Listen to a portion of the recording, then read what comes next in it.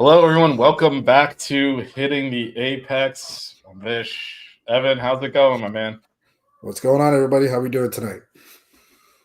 Yep. So we're doing what we're doing is a special on the 24 Hours of Daytona. I believe it's now got a Rolex sponsorship associated with it, but we'll go with the classic name here. So yeah, we're doing kind of a one-off special here. Planning on doing one over the summer too for Le Mans, in addition to our Formula One coverage that'll return with the start of the season in a couple of months. So, Evan, any opening remarks before you kind of dig into this a little bit? Yeah, this is something that is near and dear to my heart. As much as I love Formula One, sports car racing has always been a part of something that I've kept an eye on, watched it since I was a kid, watching the Speed Channel back in the day, and seeing the old BTCC cars in England, and watching Le Mans all the way throughout. The McLaren F1s and the old Porsches, Group C, stuff like that. All the way throughout the '90s and into the early 2000s. So this is something that's really, it's something I've been following for a long time. Something that I'm really interested, in bringing to the table here. And showing our Formula One fans that we have, how much that there is a lot of overlap, that there is a lot of talent. Some of the best drivers in Formula One history came from sports cars. Michael Schumacher is one that people probably know. He started off in racing sports cars in Le Mans, and then went to Formula One and dominated there for many years. So there's a lot of overlap. It's great racing. It's great fun. It's honestly, it's some of the best times that you can have sitting on a TV or at a computer and just watching people go, door to door and bang, with each other, and have great races. So. Yeah, no, looks like a fun time. Just shout out to some people in the chat. Your sister, back to Hey. once again. Shout out to Carly. Yes, it's the Rolex 24, and then Kane's Cat Heat, who's a friend of all of our shows, including Buckets, which is coming up after the basketball game, by the way. Nice. We'll be out there Saturday, so he's heading to Daytona. I will be Oh, at sweet. I'll be at the Watsco Kane's Cat Heat for the pit game. So, Nice. and then we're not going to dignify this. We are a Formula One show. We're not going to crap on F1. But I think Verstappen just won another race. And then he's got his team all lined up there. Wayne Taylor, man, they're gonna be down, or they're gonna be tough to beat this year. Yeah, we're gonna dig into that in a minute. So I guess to kind of kick things off here, you kind of went through some of the history of it, but can you kind of walk through a little bit, kind of how it's structured? Because it's very different for those of our fans that traditionally watch Formula One. There's several different classes of Exactly. cars going on. There's basically several different races going on at once. Can you kind of Yeah, give an overview of that for our listeners? of course. So for people who are interested, especially going into this weekend, there's a total of, I believe, 5 different races going on. Not all at the same time. There's a race on Thursday, there's a race on Friday, and then there's the main race that starts on Saturday. Thursday, you have races such as Mazda MX-5 Cup. So you have all Mazda Miatas racing each other, all newer model Mazda Miatas racing each other. That's not as long as the big race. The next day, you have what they call the WeatherTech Championship, I believe, or no, the VP Racing Championship, which is another smaller support race that goes along with it. Think of, like, in Formula One terms, like the development series or F2 and stuff like that. And then the big race. The big race is going to have 4 different classes this year. GTP is the main class. That's going to be the fastest cars that there is. That's going to be the most powerful. That's where you're going to see some of the best drivers in the world going head to head in these cars that are going to be going for 24 hours straight, as well as you have an LMP2, which is another type of prototype car similar to the GTPs. Not quite as fast, not quite as big, but still great racing. All those cars are essentially the same car. It's a spec series to a point. They have little differences. I think there's most of them are in this chat, which is made by a company called Orica. And then only one of the other comparators made from another chassis from Ligier is the other one. But overall, they're all pretty much the exact same car. If you look at them, the only thing that you'll be able to tell the difference with the LMP2 cars is by their paint schemes and their numbers. And then you have what a lot of people think is the best racing in the world, which is GTD and GTD Pro, which consists of cars that are running to the GT3 spec, which is the spec that almost every single racing series around the world is running, including Le Mans, including some of the big GT3 challenge cars in Europe, as well as England and Germany. Even in Japan, they have GT3 cars that they run over there. They have little differences with other cars as well, but GT3 is primarily the biggest group of racing across the entire world, and in this particular race, you have two different classes of it. It's either GTD Pro or GTD. The differentiating between them is that the Pro has all drivers that are considered pro drivers, while in the regular GTD, there is allowed to have a driver that is considered an amateur driver. So gives people opportunity to get into those cars and be able to race and progress their careers and moving forward to try to get them into a full pro license. There's differences between them is you'll see on the GTD cars, the pro cars have red rear view mirrors on the side, and the regular GTD cars have just normal black mirrors on their cars. So that's how you differentiate between them. Now they all run at the same exact time. They all race at the same time. They're all starting on Saturday and finishing on Sunday. And it's just a matter of trying to navigate yourself through that track for those 24 hours and try to finish up, as many laps as you can before the time runs out, because that's how you win in this race. It's not a race as a sprint. It's not a race as like a Formula One race where you need to be out in front and go as fast as you can at all times. You got to make sure your car doesn't die. You got to make sure you don't have issues with your engine. You got to make sure that your tires are you're lasting with your tires, and all those things factor into a big race like this. So it's a race that's been going on forever. Since 1966 was the first race here. If we have a lot of Formula One fans, like I said, watch this show, they've probably all seen the movie Rush, but I'm sure everybody's seen the movie Ford versus Ferrari as well. This is one of those races that they raced in Ford versus Ferrari. The famous GLH goes like hell, or go like hell sign from Carroll Shelby to have his GT40 go as fast as he can. That was at Daytona. So these races have been happening at this track. It's an iconic track. We all know it, especially the people who live down here in Florida. The Daytona 500 is such a big event, but this is just as big. So like I said, I'm passionate about it. I love this stuff. So, but what do you know so far about it? I mean, at least from what you've found out. Yeah, no, I did. I am much more of a novice than Evan, as you can see. That's why I ceded the floor to him. Kane's Cat Heat's got some comments on this. Multiple drivers for car. So she's saying my favorite boys. I think one of us might be a little bit more favorite than the other one here. But yeah, no, I think it's really interesting the having multiple races at once, having the difference between, rather than completing a race distance, it's creating the endurance racing with the timing and having to keep the car running. So you're not really, as you said, everything has to, hold up for an extended period of time, and you're not necessarily racing to a certain distance or having it last a certain amount of time in that sense. It's more just reliability to the maximum there. So I do know last year there was and you could walk through this, there was a controversial winner. Do you want to give the viewers / listeners a background on last year's race and kind of the controversy there? So yeah, the controversy was that the winner of the race, I can't remember the name of the team, but it was one of the Acuras. They ended up not reporting their tire usage or their gas usage, the amount of there you go, thank you, Meyer Shank Racing. They weren't reporting their gas usage or their tire usage, or one of the two. Was something to that effect, but they weren't reporting it correctly to the IMSA, and because they weren't reporting it correctly to them, they got penalized for it. It was a big controversy. It was a big thing that went on. They lost, I think, over 200 points for the season, which ended up causing them the championship for the season.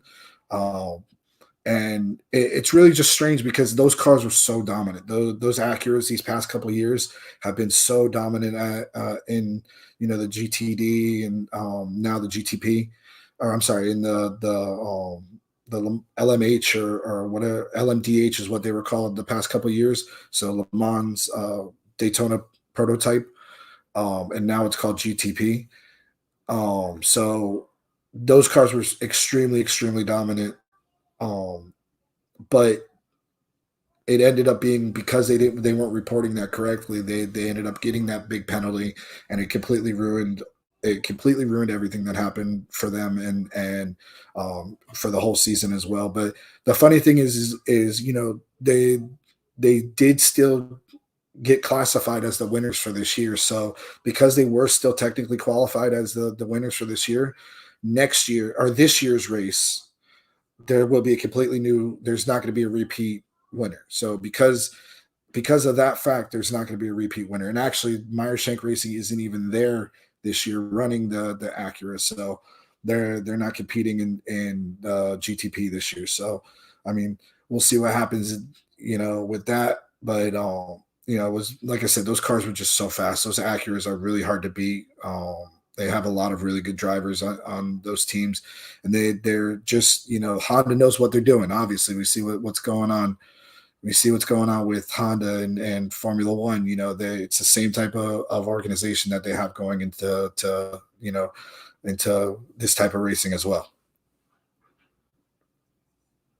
Yeah, and this Kane's Cat, he said they've exited stage left into IndyCar now, and likely because they were cheating. So with that said, there are some new faces and because of that this year, and also some familiar faces to fans, not just of F1 but of motor racing. So I'm going to do a little screen share here, and you can walk through, because I know qualifying was actually last weekend, so we kind of have the starting grid here. So this is everyone's favorite website, Wikipedia. But these are the different series that you went through earlier in terms of the different type of race. You can see this is what you broke down with the GDT Pro versus not. But exactly, I guess so this is the teams entering. What teams should we watch out for? I know Kane's Cat Heat is all in right here on Wayne Taylor Andretti, but Wayne Taylor Andretti and those Acuras, like I said, are extremely fast. They've been fast for the past few years. They've won the last two. The Acuras, the car in particular, has won the last two. But the number 31 car, that Wayland Cadillac, is going to be really fast. They're the ones who I believe got pole, if I'm not mistaken. They're the ones who got pole for the race going into this weekend. So the car beat the lap record on the actual track by, I believe, over 3 or 4 seconds, compared to what it was before.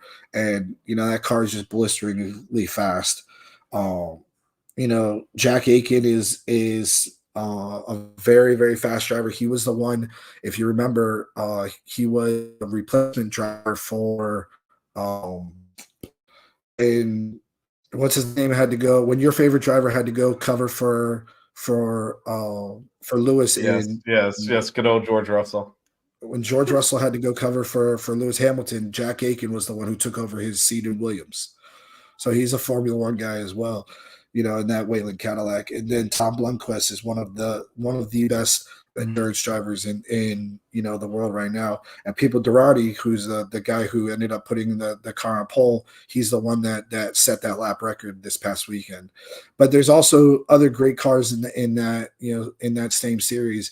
Number 1 Cadillac Racing with Sebastian Bourdais and Scott Allen. Those are IndyCar guys that have been extremely fast IndyCar guys. And then one of my favorite drivers of all time, especially in the sports car rankings, is right there in number 6, Penske Porsche with Kevin Estre.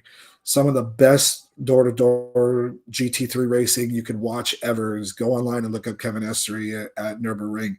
The dude took a GT3 Porsche in the rain at the Nürburgring, which is, I'm sure is one of the most difficult tracks in the world, and went from like 25th to 1st in half of a lap of the Nürburgring. It was one of the most insane things that you'll ever watch race car wise. But again, Marcus Ericsson, a former Formula One guy, Felipe Yeah, Nasser, I see Jensen Button there, Formula 1 champion. exactly, exactly, With Jensen Button Colton for Rainbow Herta, Racing.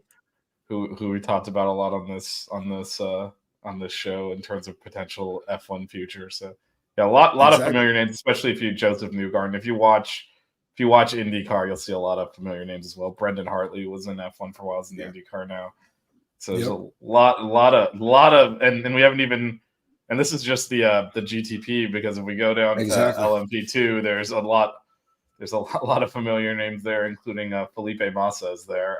You got Felipe The the Massa, the you got Roman almost Grosjean. yeah, the almost champion Felipe Massa, one Yep, corner away. So yeah, these are Pato O'Ward. this is a loaded field. Paul DeResta's there. You Just a lot. see a lot of situations in this type of racing where they'll pull drivers from another series, especially during Daytona, because it's so early in the year, being that it's right at the end of January. A lot of the other series aren't going on yet. They wait for a little bit better weather and stuff to happen for those series to go on, because they're more all across the country. NASCAR goes everywhere across the country. IndyCar goes everywhere across the country, because this is right here. It's in Florida. The temperatures are going to be great. Everything's going to work well with the track, and it really kicks off the year when it comes to this type of racing.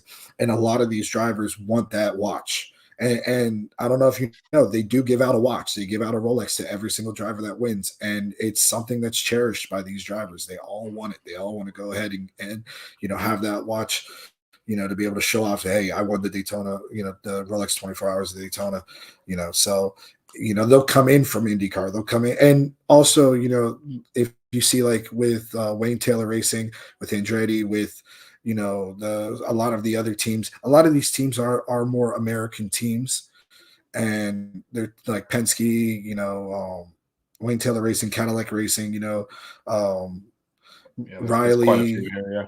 Yeah, a lot of the teams are American teams, so you get a lot of that overlap where some of them might have IndyCar teams, some of them might have other types of sports car teams. So that really promotes a lot of these IndyCar drivers, and that to come in here and do a one-off, or do a couple of the races. Maybe they'll do this in Sebring, which is another big race that's coming up in I believe it's next month or the month after. Again, here in Florida, that's considered one of the biggest races, in this type of racing. So, but the main thing about this type of racing is the cars, man. The watching Formula One, you have to be somebody like us that looks at these cars every day to be able to tell the difference. But these cars are all different. Every single one of these cars looks different, sounds different, you know, and that's what's so great about them, especially in GTP and GTD and GTD Pro, you know. So, Okay, um, so let's talk about GTD Pro and GTD, because this is a much larger field. Who are yeah. we looking out for? Who are the teams to watch here? So right now there's let me see, the teams that I like to look out for, especially in GTD, is Miller Sports. They, they have the Corvette or Z06 GT3s, which are all fast, multiple time winners with Pratt and Miller. They've won in those Corvettes for many, many years. Um, there's one of the Porsches that finished in first place, or qualified first place. It's one of the coolest looking cars. They call it Rexy. It's going to be a fast car going into the weekend. Like I said, they're qualified first, and those Porsches always do good. Porsche GT3 car, or GT3s, are always good around this track. Um, you have Wayne Taylor Racing again. They have one of the two GT3 Huracan Lamborghinis. They're going to run really good. Um, Ferrari isn't as competitive in the sense, but um, just because again, their focuses are in some of the other places. One car I think that a lot of people are going to be surprised about, that not a lot of teams, or not a lot of people think about, is the Heart of Racing, um, Aston Martin. They won this event last year, and I believe that they're going to have a good strong showing again this year. They have some good drivers on that team, and the car is a brand new car. It's the Evo version of their Vantage GT3, and it's gonna be very very fast going into this weekend. Um, so I would say keep an eye out for them. That should be a good race with them, as well as there's three new GT3 Mustangs that are coming into this year, and that's a real big thing. Ford hasn't been in this type of racing since they had the Ford GT a few years back, but now they have this new brand new GT3 Mustang, and it looks fast. It looks like it's got a lot of power, and at this track, over the course of the 24 hours, that power can help you out a lot. We saw that in the one of the races this past weekend, where the GT4 version of that car just won by the skin of its teeth, coming around the last corner, and just barely pulled ahead one of the cars or the car that he was racing up against at that point. I think it was a BMW. And just that power coming around the tri-oval right there, it helps out a lot. That's where, like I said, with the GTP cars, you have those Cadillacs with the big V8s and the hybrid power. They just dominate. So that's who I'm really looking at. The Porsche Rexy. Also, there's a McLaren that looks pretty fast this year, with Pfaff Motorsports right up there, with James Hinchcliffe driving. James Hinchcliffe and Alexander Rossi on that team. So a couple Formula One guys there. James Hinchcliffe, they're we see him every familiar. single year we see him every single year whenever he comes on and talks, on the broadcast for Formula One. And then Alexander Rossi, one a former Formula One driver. So, you have a good team there with the Pfaff Motorsports team from Canada is a really good organization, and they're gonna probably put up a good fight as well. But like I said, Rexy and the Porsche, and then the AMR GT3 Aston Martin, those are the two that I'm looking at from the heart of racing. Those are the two that I'm looking at to really try to pull away with the win this weekend. All right, yeah, no, that's a great overview of what people have to look forward to this weekend. So, I guess my next kind of question is, so as Kane's Cat Heat mentioned earlier, we're getting Peacocked here for at least part of it. I don't think the whole thing is on Peacock. Some of it's on NBC as well as USA Network, Yeah, I some believe. is on But NBC, some's on IMSA. It's all over the place. yeah, so when should people tune? Obviously, the easy answer is for all 24 hours. But like when are there certain times where obviously the end of the race you could easily say, but is there a preferred way to kind of watch it to consume a 24-hour race? So the way that I would do it, especially for somebody who's just getting into the sport, is 150% YouTube. Go on YouTube. IMSA has their own YouTube site. And if you subscribe to that, they'll do breakdowns of hours 1 through 6, and then hours 7 through 12, and they'll do it like that and put the highlights of those parts. Because as somebody who's just learning about the sport and somebody who's just coming into this, it's really tough to sit there and watch a full 24-hour race. Me, I'm going to have it on my iPad, and my iPad's going to have a charger, and it's going to be going while I'm at work, so I can just pop my head in and just take a look and see what's going on with the race. But that's because I've been into it for so long. For somebody who's just getting into it, that's the best way to do it. Go on the YouTube, grab the highlights. They usually put it up right after those time markers finish, and then you're able to see the different highlights that happen and be able to keep up with where you're going. Similarly, look it up on IMSA's website, look it up on YouTube. There'll be the current standings, what's going on with it, and they update that every single minute, every time that there's a pass, it's an update. Every time that there's an issue, there's an update about it, and it'll be going on throughout the entire 24 hours, because there's always somebody there looking at it. There's always somebody there watching it, and it's a big event for a lot of people, for a lot of people who really enjoy this type of racing.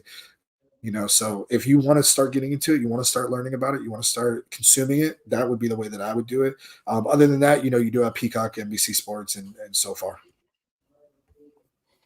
Okay, and I guess a couple more questions, and then I don't know if I'm not qualified to make predictions, but I might put you on the spot and ask you to to pick some race winners across the series. But before we do that, so first of all, Kane's guy, we're not forgetting the F1 show. Sorry, but yeah, that is that is a Hopefully, there's an labor of Indy car to love. talk about. Yeah, Hopefully, there's an Indy car to talk about in the next couple of years. I think it'll still be around.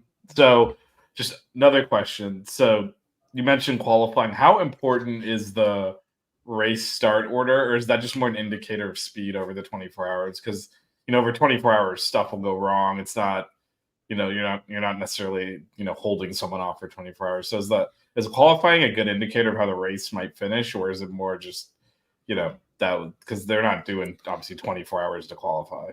Yeah, realistically, anything can happen in these races. So I would say not necessarily, especially in a group like what we have, at the top of the race, for the GT class this year, because they were so close. If you look at timing for those cars, I mean, we're talking. I think that they were all within 7/10 of a second from each other, if I'm not mistaken, between all of the GTP cars at all the ones that ended up qualifying. There was one car out of the field that didn't qualify. But for all the ones that qualified, they were all, if I'm not mistaken, within 7/10 of a second or just about a second. So, yeah, I mean, over the total of 24 hours, yes, that would make a difference. But these cars aren't going full flat the entire time. There is going to be issues. It's not a matter of if; it's a matter of when. So realistically, no, I wouldn't say qualifying is the big thing, but it does get you in that mindset of we have the fastest car in this field. It gets you in that. It gets your team riled up, saying, "Hey, we have the best qualifying time out of all these guys. We know that we're faster than them going into this." You have all the other teams now saying we got to play catch up because this car is fast. So it's more of a mental aspect, I would say, in regards to that. And then again, going into the other two classes between LMP and going into the GTD Pro and GTD classes, those cars are all pretty much around the same speed, around the same stuff, especially in the LMP where they're all pretty much the exact same car. So it's really just a test of attrition. I mean, these types of races, going back to Le Mans and going into Sebring, they were used by manufacturers to test their cars. That's how these races started. It wasn't just about going in and racing, it was to test the reliability of these cars. So like I said, that's the way I would look at it, especially when it comes to qualifying. Okay, no, that's an interesting perspective. So Kane's got he with some comments. Our man's heading to the Indy 500. That sounds like a time. That'd be nice. That'd be Commenting nice. on the night being a big difference maker. Yeah. And then kind of the focus. That's true. They got to maintain. So I guess maybe piggybacking on Kane's Cat's Heat's comment here. How do they choose what order they want there? Is there? I'm assuming there's a lot of strategy that goes into who's driving when and all of that. Is it For the like most what part, goes? yeah, for the most part, there is each team has their own reason why they'll put one driver before the other. You kind of want your strongest driver to be the last one in the car, towards the very end, especially if it's getting kind of close. But realistically, it's a rotation. They do it they switch out. I believe it's every 3 hours or 2 hours. Depending on how many different drivers they have. If it's 3 drivers or 4 drivers, so they'll switch out throughout the night, throughout the day, throughout the entire race. So everybody's fresh. You'll see guys, and when you're watching the broadcast, you'll see that there's going to be guys that are sleeping in the pits, trying to get a little shut eye for an hour or two while one of the other drivers are going, just to make sure that they're fresh for when they get up and they start driving themselves. But overall, I mean, this is it's such a team sport when it comes to the drivers. They're practicing every single day getting in and out of the car. They're practicing, how fast they can, get themselves mentally prepared in order to jump in these cars and go, 190, 200 miles per hour around an oval while you have another car in front of you that's doing 150 that you're coming up on, faster than you can even imagine. You know, yeah, this is one of those situations that these guys always have to be fresh. So realistically, it's like when they're switching out, it's not a real. I mean, like I said, at the very end, you want your best driver, and that's the way that I would say that they would look at it. Whether who's driving what stint and whatever. I'm sure that every team has a strategy, but it's so varied. They might say, I want this guy for this because he does better in the daytime, this guy for this because he does better at night. So it's stuff like that. Yeah, it's interesting. Make sure you have your best driver has a little bit left in the tank for the end. Yeah. Kane's cat heat talking about yeah, cost effectiveness of traveling to India, not bad. Yeah. And dude, after the Final Four, I just wanted to go crawl into a hole. So actually, I flew back here, went to UVA, and watched the baseball team get swept. That's what I did the weekend after the Final Four. But let's not go back over old history. All right, so so the races again Saturday and Sunday in Daytona, obviously. So do you want to venture some? So how do you see this shaking out? Who is your? Why don't you do this for each of the series? We'll start with GTP, and then we'll do LMP2, and then GDT as a whole. Give me your race winner prediction and your surprise. Break a little bit from our F1 show tradition of podium and one surprise. We'll just do your winner and your surprise. Well, so going into the winner, I'm gonna go with overall winner. I mean, I can't get away from going with the number with the what is it? With the number 31 with the Cadillac, with the Wayland Cadillac. That car is super fast. Like I said, he did show in or they did show at people Durrani in qualifying that it's gonna or that car is gonna be super fast. And that's Tom the one with Blomqvist is Jack Aiken, Tom with Jack Blomqvist, and Aikman and Pico Tom Derani. Blomqvist. I think that's going to be a super fast car and hard to beat this year for the overall win. Again, the GTP cars are going to be the overall winners. They're the fastest cars in the series. And they actually put them in front, right? Even if Yeah. after qualifying, they kind of line them up in front. So they're Yeah. not. So you'll see when they start, they'll have the grouping of the GTP cars rolling because it's a rolling start. It's not a stationary start like it is in Formula One. So the cars are actually rolling. You'll see those cars will start going first. Then you'll have the LMP cars, 100 yards back behind them or 50 yards back behind them. They'll start going next, and then you'll have all the GT cars go after that. Um, but overall, like I said, I think that 31 Wayland's car is going to be super fast all weekend. It's a team that knows how to win. It's a team that has drivers in there that are strong. Going into LMP2, it's a little bit Well, do harder. you have one? Is there a team to watch out for that maybe is not a favorite then in I GTP or a I'm surprise gonna say that the might? I'm gonna say the team I want to win, which is the Penske Porsche with Kevin Estre. That team. I think Penske, is a name that we all know. If you're into racing, the name Penske, and those Porsches have been getting steadily faster since last year when they introduced them.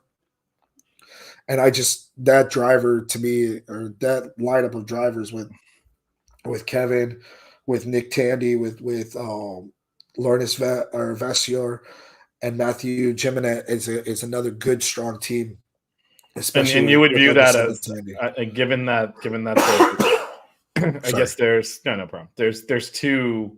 They've entered two cars in here, so you think that Yeah. driver's lineup is stronger than the other ones? Dane Cameron, Matt Campbell, Felipe Nasser, and Joseph Newgarden. Well, I think it doesn't hurt to have that second team. Again Right. with the Wayland Cadillac, the two Cadillacs are still going to work with each other. They're not the same exact organization, but you're both running Cadillacs. You're both in similar machinery.